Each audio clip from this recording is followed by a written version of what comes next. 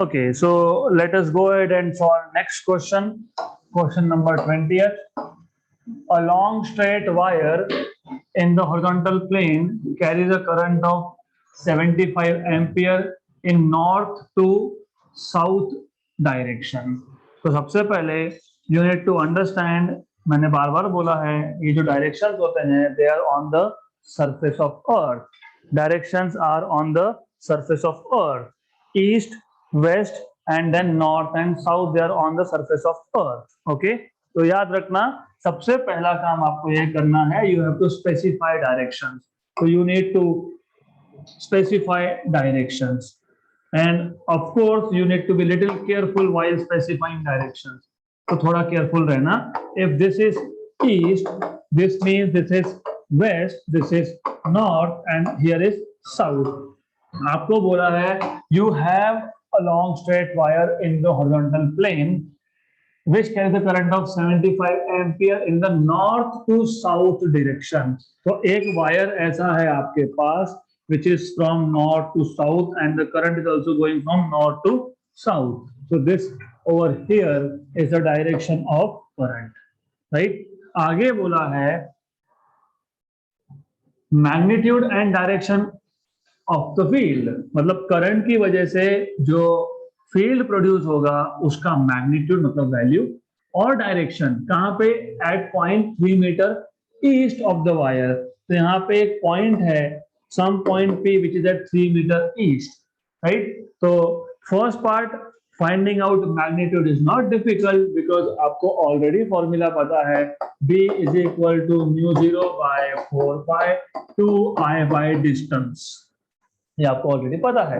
And mu 0 by 4 pi is 10 power -7, 2 into 75 ampere and distance is 3. So this is 10 power -7, this is 150 by 3, right? This is 150 by 3 मतलब 1 and 50 तो ये आ जाएगा 5 into 10 power -6 tesla. मतलब option number A और D तो होगा नहीं, B और सी में से एक. अब direction north to south. Imagine I am north, so you sitting in front of me is south. So my hand is giving you the direction of current, right? So this pen, let us say, is wire. Right hand thumb rule. What is right hand thumb rule? Imagine the current carrying conductor in your right hand with thumb outstretched and fingers curled. Correct? Good. Then north. I am north and you sitting in front is south. North to south. आपको पता होना चाहिए कि north to south अगर ऐसा है तो to the left is east, to the left is east, ये पता होना चाहिए आपको. According to the right hand thumb rule, east में direction of the field is going up, और अगर वेस्ट में बोला होता तो इट इज डाउन. हाँ, तो the answer that you will get is 5 into 10 power -6 Tesla up. So direction is given by right hand thumb rule. So question number 20th, option number C. Next question. The magnitude of torque experienced by a square coil of side 12 centimeter which consists of 25 turns. आपके पास square coil है जिसका side length है 12 centimetre, मतलब उसका area होगा 12 into 12, 144 centimetre square. Total number of turns are 25 and it carries the current of 10 ampere suspended vertically and the normal to the plane of the coil. अगर मैंने उस coil पे एक perpendicular draw किया तो it makes angle of 30 degree with the direction of the uniform horizontal magnetic field. Magnitude आपको find करना है किसका, टॉर्क का, और फील्ड की वैल्यू भी दी है आपको 0.9 tesla. What is given to you B, what is given to you A, क्योंकि एरिया आप फाइंड कर सकते हो. नंबर ऑफ टर्न्स आपसे पता होना चाहिए आपको NBA sin theta, but just for the sake of imagination you should remember, you should know how does this square coil looks like. तो स्क्वायर कॉइल कैसा दिखेगा ये पता होना चाहिए, you should no. So you may have a square coil looking something like this. तो ऐसा एक स्क्वायर कॉइल है आपके पास, more or less like this, more or less, okay, right? But there are 25 turns, so there are 25 turns, okay? तो ऐसा 25 turns होंगे वहां पे, तो मैं पूरे के पूरे टर्न्स नहीं ड्रॉ कर रहा हूँ, just few turns. And of course आपके पास जो मैग्नेटिक फील्ड था वो हॉरिजॉन्टल था, तो मान लो कि मैग्नेटिक फील्ड यहाँ पे है and perpendicular normal to the coil is somewhere over here, so this angle is 30. So now you can find out what is torque.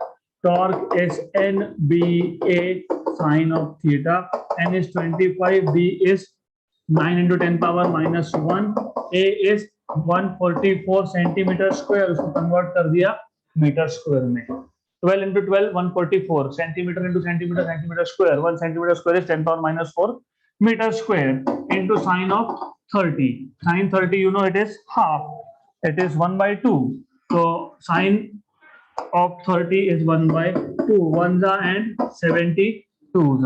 अब to make this calculation simple, अब 25 into 9 मत करना, करोगे तो time आपका जाएगा। एक काम करो, 25 into 9, बाय द वे ये 10 पावर माइनस 1 और ये माइनस 4, मतलब -3, -3 की -5, -5। 72 को मैं 18 into 4 लिख सकता हूँ क्या? यस। फिर 25 into 4 100 होगा क्या? यस। तो ये आएगा आपके पास 100, और 18 9 का पता होना चाहिए। 18 10 is 180, 18 9 is 162 into 10 power minus 5। हो गया, क्वेश्चन खत्म। एक ही ऑप्शन है जिसमें 1.6 दिखता है, फिर भी सॉल्व करोगे तो you will see this is 162 into 100 is 10 power 2 and this is 10 power minus 5, मतलब 10 power minus 3, मतलब ये सॉल्व करो and you will get 1.6 nm, तो 10 power whatever it is। तो कैलकुलेशन एक बार चेक कर लो। Let us quickly do this again. 25 okay, 0.9 that is fine, then you have 12 and 12, okay good। तो एक चीज आपने मिस कर दी, करंट, right? तो this NBA basically it is NIA into B sin theta। क्यों NIA? याद है कि डाइपोल मोमेंट होता है, तो दिस इज डाइपोल मोमेंट, और यहाँ पे B sin थीटा। तो करंट का एक एक्स्ट्रा 10 यहाँ पे दिखना चाहिए, तो करंट का एक्स्ट्रा 10 तो ये दिखेगा, तो यहाँ पे ये 10 पावर -4 होगा, ये 10 पावर -4 होगा, तो ये 10 पावर -2 होगा, तो ये होगा 1.62 newton metre. Done. Next question. Okay, an element of 0.05 I cap metre, मतलब उसका डायरेक्शन है x और लेंथ है 0.05, is placed at the origin। तो जहां पे वो रखा उसको ओरिजिन मान लिया, as shown in figure, which carries a current of 10 ampere। The magnetic field at a distance of 1 meter in a perpendicular direction is, तो ऐसा है, you have this as x direction, इसके ऊपर आपके पास एक एलिमेंट है, the element is along x, तो ये पता होना चाहिए the element is along x।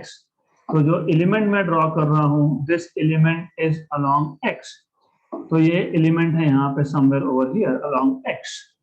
इसका लेंथ डेल्टा x से डिनोट किया, दैट इज 0.05। मैं इसको डेल्टा x नहीं बोलूंगा, I will denoted by delta L, क्योंकि DL हमको पता है, we are used to this DL।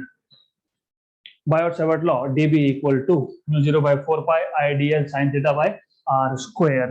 और एक पॉइंट है यहाँ पे, some point over here that is P, जहाँ पे आपको field due to current through this small element find करना है। अगर आपको याद होगा, क्या याद होगा? Biot-Savart law, what does it tell you? Element से, जिस एलिमेंट से करंट पास हो रहा है वो फील्ड जनरेट करेगा, तो पहले उस एलिमेंट के सेंटर से P पॉइंट तक एक लाइन ड्रॉ करो, राइट? और फिर इस लाइन में with the direction of DL कितना एंगल बनाया, वो देखो कितना एंगल बनाया 90। तो according to Biot Savart law, magnetic induction due to small length element dB is mu 0 by 4 pi current length of the element sine of that angle theta upon distance का square। mu 0 by 4 pi 10 power minus 7, 10 power minus 7, current is 10, length of the element is 5 into 10 power minus 2 क्योंकि 0.05 मतलब 5 into 10 power minus 2, sine of 90, sine of 90 upon distance square, luckily 1 square is 1। तो ऊपर 10 power minus 7 and minus 2 minus 9 और plus 10 मतलब कितना minus 8। तो 5 into 10 power minus 8, 5 into 10 power minus 8 Tesla। Do you see somewhere option number C? So this is how you are supposed to solve this question. Next question.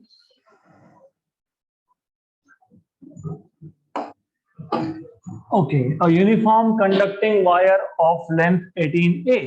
आपके पास एक long straight wire है जिसका length है 18A। 18A, it is not 18 meter, 18 into some constant A and resistance is R। तो उस पूरे wire का resistance है R, is wound up as current carrying coil। इसको आपने कॉइल बना दिया, wound up मतलब you are making it a coil, okay, in the shape of a regular hexagon of side A। तो as you can see उस coil का आपने उस वायर का आपने कॉइल बना दिया and you are given shape of hexagon, not circular, not square, but a hexagon of side A। Okay, if the coil is now connected to a voltage source V0, then the magnetic moment of the coil is। Simple question है, magnetic moment आपको पता होना चाहिए, small m से denote करो या mu से denote करो, I don't care, it is number of turns current into area of the coil। अब सबसे पहले नंबर ऑफ टर्न्स कैसे फाइंड करोगे, टोटल लेंथ कितना था 18 है, तो टोटल लेंथ को अगर आप टोटल पेरीमीटर से डिवाइड करोगे, what is perimeter, boundary, boundary is perimeter. Circumference जैसे बाउंड्री ऑफ सर्कल होता है, बाकी ज्योमेट्रिकल शेप में general name is perimeter. What is perimeter of hexagon, a plus a plus a plus a plus a, 6 times of a। तो याद रखना कभी भी number of turns is nothing but total length upon perimeter. Okay, total length कितना 18a, perimeter कितना 6a, तो कितना 3 turns आ गए, इजी। अगर मैंने यहाँ पे 2a लिखा होता तो 2a 2a 2a 2a 2a and 2a 12a, 18a by 12a मतलब 1.5, तो डेढ़ ही टर्न बैठता, right. This is how it is, तो you need to know this. तो नंबर ऑफ टर्न्स आगे 3। करंट की वैल्यू दी है, बताया है करंट कितना बताया है, अरे बोला है क्या, बोला है। Do you know what is Ohm's law, V equal to IR, तो I equal to V by R, but V कितना V0, तो V0 बाय R। अब एरिया अगर फाइंड करना है किसका, हेक्सागन का, तो there are 2 ways of doing this। you should always remember, regular hexagon में अगर आप ये डायगोनल ड्रॉ करते हो, in that case if you can see it makes up total 6 equilateral triangles. 1 2 3 4 5 और 6, किसी भी एक का निकाल लो, हाफ बेस इनटू हाइट। तो बेस तो पता ही है कितना बेस है, हाइट निकालने के लिए 30 60 90 थ्योरम भी यूज कर सकते हो, राइट। तो एक ट्राइंगल का एरिया मिल गया, मल्टीप्लाई बाय 6 करोगे तो टोटल हेक्सागन का एरिया मिल जाएगा। या फिर method number 2 is you should directly know what is area of hexagon, 3√3a square by 2। This is direct formula where a is side of hexagon. अगर ये सब पता है तो m में n, i और a की वैल्यू सब्स्टिट्यूट करनी पड़ेगी। m में n, i और a की वैल्यू सब्स्टिट्यूट करनी पड़ेगी। 3 into 3 is 9. 9 root 3 by 2 v0 by r a square. This is magnetic dipole moment. 9 root 3 by 2 v0 a square by r ampere meter square. Option number B.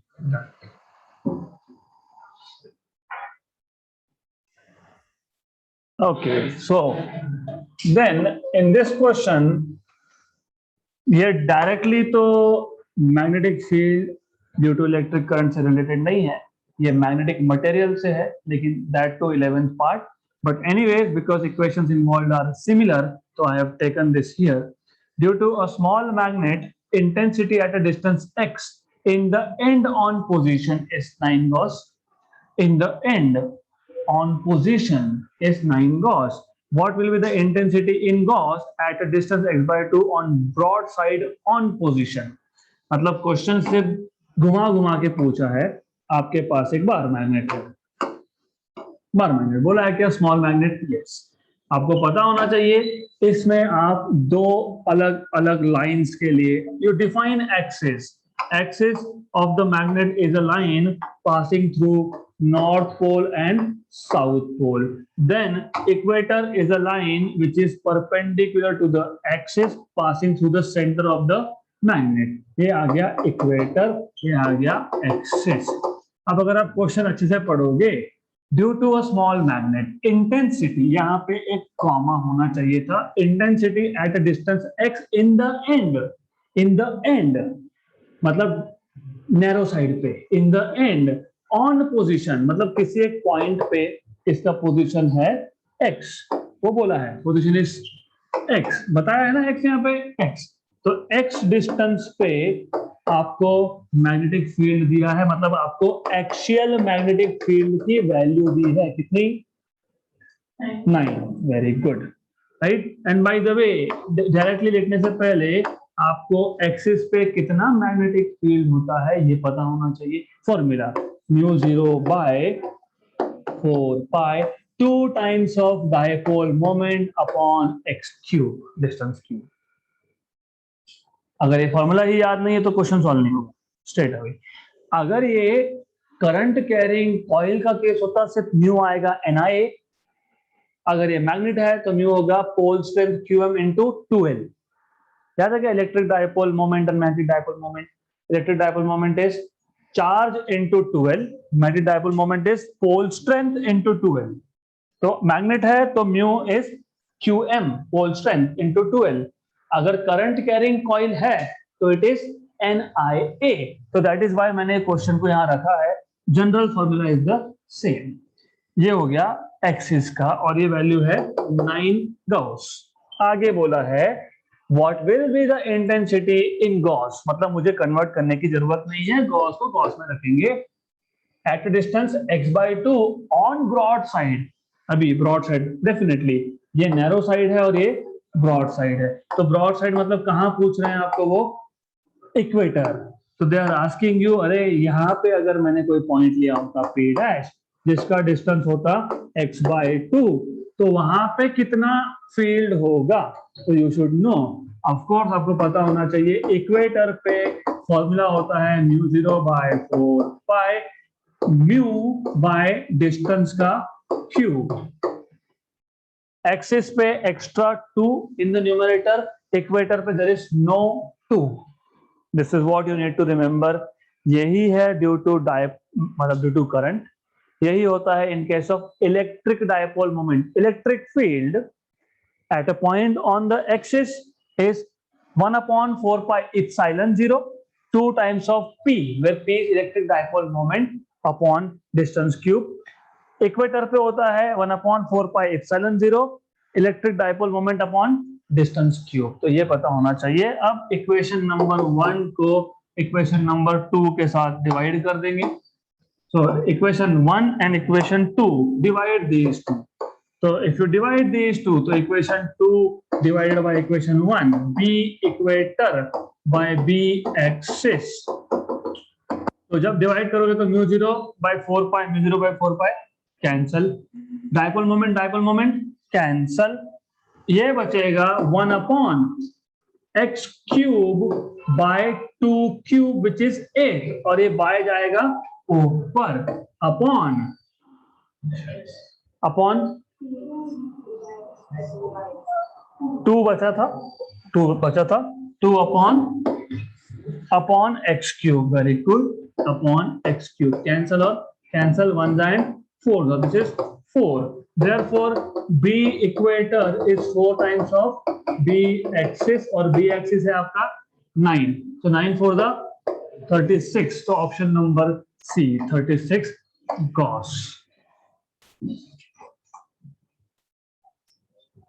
Next question, a solenoid of cross sectional area 2 into 10 power minus 4 metre square, तो आपको area का information दिया है 2 into 10 power minus 4 metre square, number of turns 900 बताया है, has 0.6 ampere metre square magnetic moment, मतलब mu की value दी है आपको 0.6 ampere metre square, then the current flowing through the solenoid is simple, mu equal to NIA, okay, therefore आपको क्या find करना है, current, therefore current I is mu upon NA, therefore I is mu is 0.6, मैं 0.6 को 6 into 10 power minus 1 लिख देता हूँ, 6 into 10 power minus 1 upon NA, N is 900, 9 into 100, और A is 2 into 10 power minus 4, very good, 2 जा 3 जा cancel, नीचे 10 power 2 और 10 पावर माइनस 4 मतलब 10 पावर माइनस 2, ऊपर जाएगा तो 10 पावर प्लस 2, और 10 पावर माइनस 1 ऑलरेडी था, मतलब ऊपर आएगा 10, 1/3 की वैल्यू पता होगी 0.3333 रिकरिंग 3, तो 3.33 एम्पियर, ऑप्शन नंबर सी है, डी में मिली एम्पियर है, तो option number C is the right answer. Next question, okay, the work done in moving a dipole from its most stable to most unstable position in a 0.09 Tesla field is given dipole moment is 0.5 ampere meter square. आपको पता होना चाहिए, if this is the direction of magnetic field, and you should know magnetic field is directed from north to south pole, so you should know हमारे पास ये external magnetic field है, north pole and south pole है, आपको बता रहा हूं मैं, and of course you should know the most unstable position, most stable और मोस्ट अनस्टेबल दोनों ही पता होना चाहिए आपको, most stable position south of the external field facing north of the magnet and north of the external field facing south, this is the most stable, और आपको पता होना चाहिए कि मोस्ट स्टेबल स्टेट में एंगल होता है 0, तो initial angle is 0, and most unstable मतलब मोस्ट स्टेबल से उसको रोटेट करके मोस्ट अनस्टेबल पे लाना है, मतलब यहाँ south of the external field should face south of the magnet and north should face north, तो फाइनल एंगल मतलब most unstable you should have final angle as 180 degree or pi radians, so any one of this, so you should know this basic thing, इतना basic आपको पता होना चाहिए, then of course you should know what is the formula for work done, and I don't want to hear minus mu b cos theta, क्योंकि minus mu b cos theta वो specific case था, अगर याद होगा तो वो case कौन सा था जहां पे इनिशियल ओरिएंटेशन होता है परपेंडिकुलर, मैंने लिख के दिया था, आई हैव टोल्ड यू कि हर जगह पे बिना सोचे समझे ये फॉर्मूला यूज मत करना, कौन सा, minus mu B cos theta, मैंने आपको बताया था कि इसलिए हमेशा जनरल फॉर्मूला याद रखना, वो था mu B cos of initial angle minus cos of final angle, अगर इनिशियल एंगल 90 है तो कॉस 90 0, तो minus mu B cos theta वो केस था जिसमें initially magnet was perpendicular to the external field, तो यहाँ पे वैसा नहीं है, यहाँ पे आप लिखोगे mu B, what is mu, 0.5 मतलब 5 into 10 power minus 1. What is B? 0.09 मतलब 9 into 10 power minus 2. What is initial angle? 0. Cos 0. What is final angle? 180. Cos of 180 मतलब cos of pi. Of course, cos of pi. Cos pi. So here this is 9 5s are 45. 45 into 10 power minus 3. Cos 0 is 1. Minus and cos pi is minus 1. So 1 minus of minus 1 is 2. 45 into 2 is 90. So 45 into 2 is 90. So this is 90 into 10 power minus 3 मतलब 0.09 joule. This is 0.09 joule. Option number C. So this is how you get to the answer. Next question. What is the magnitude of axial field due to a bar magnet of length 3 centimeter at a distance of 75 centimeter from its midpoint if its magnetic moment is 0.6? पहली first thing is मैंने अभी आपको axial magnetic field का formula बताया. तो I have just told you that magnetic field at the axis is mu0 by 4 pi 2 times of dipole moment upon distance cube. Very good. लेकिन याद रखना ये फॉर्मूला जो है ये जनरल फॉर्मूला नहीं है, ये एक स्पेशल केस का फॉर्मूला है. जनरल फॉर्मूला क्या है? That is home assignment for you to go and check. तो ये केस कौन सा है वो समझ लो. It is a case where ये जो लेंथ होता है, आपको पता है नॉर्थ और साउथ पोल का डिस्टेंस होता है 2l, मतलब सेंटर से साउथ इज l, और जिस पॉइंट पे आप फील्ड फाइंड कर रहे हो it is far far away, मतलब x the distance from the center of the magnet to the point where you are finding out field, it is very greater than length of the magnet. तो वो special case का formula है और यहाँ पे applicable है क्या? है, क्योंकि what is length of the bar magnet 3 centimetre मतलब 2l इक्वल टू 3 मतलब l इक्वल टू 1.5, और जिस पॉइंट पे फील्ड निकालना है वो कितना दूर है? हाँ, तो you can use this for now, लेकिन वो हर जगह पे नहीं यूज कर सकते, तो ये याद रखना. तो for now it is okay, which also means that assignment for you is to go and check general formula for magnetic field at a point on the axis irrespective of the distance. तो general formula check करना है, assignment है आपका. Now this is a joke. 10 power minus 7 2 into mu. What is mu? 0.6 मतलब 6 into 10 power minus 1 upon x cube. What is x cube? 75 into 10 power minus 2 का cube, क्योंकि मैंने metre में convert कर लिया. अब of course you have to solve this.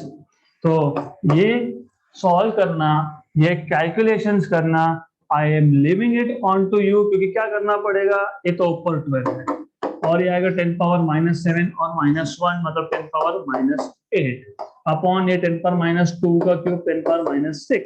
यहाँ तक तो प्रॉब्लम नहीं है, प्रॉब्लम आती है 75 के क्यूब में. तो 75 का क्यूब कैसे फाइंड करोगे? उसको रेसिप्रोकल में रखा है, उसको सॉल्व कैसे करोगे? That is what you are supposed to do. Well, only for this question I will help you out, but from next time onwards I will not tell you anything. I want you to do it by yourself.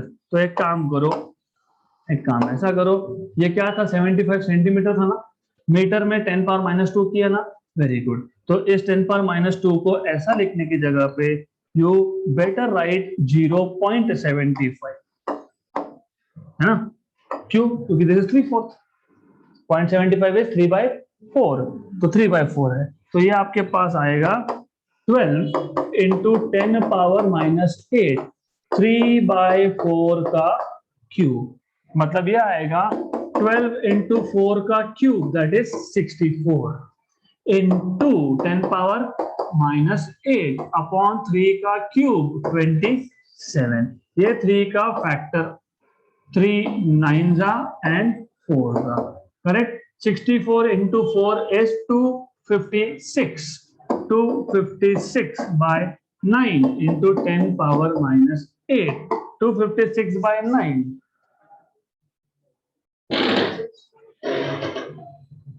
What is 256 by 9? अरे 256 by 10 होता तो 25.6 आता। 256 by 9 है, नीचे का number छोटा कर दिया। Wait wait wait wait wait wait, एक मिनट, घाई नहीं चाहिए। नीचे 9, नीचे अगर 10 होता तो क्या आता? 25.6। डिनोमिनेटर अगर छोटा करते हो तो नंबर ओवरऑल बड़ा होता है ना? तो 25.6 से बड़ा होगा। 25.6 से बड़ा मुझे तो एक ही दिखता है, 31.3, राइट? गुड। तो ये 31.3 अगर आता है तो इसको मैं लिख सकता हूं क्या? 3.13 इंटू 10 पावर माइनस 6, बराबर है क्या?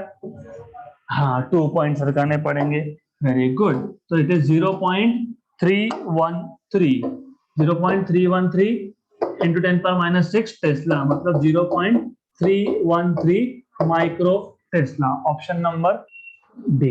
So that's it for today. We will stop at this question.